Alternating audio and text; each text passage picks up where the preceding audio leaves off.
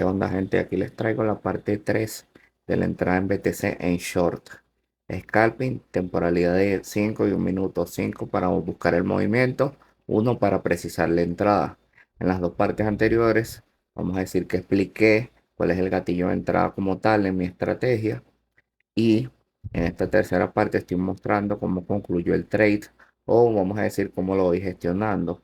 Mis entradas se basan en un rompimiento y entro en el retroceso antes de la continuación de la tendencia. ¿Qué quiere decir esto? Rompimiento a la baja en el cruce de las gemas, luego el precio retrocede a la alza, apoya en las dos gemas y arroja una vela envolvente en el cual yo ingreso a la baja y voy protegiendo los retrocesos. Igual la explicación más completa la pueden ver en los dos videos anteriores. Sígueme si te gusta mi contenido.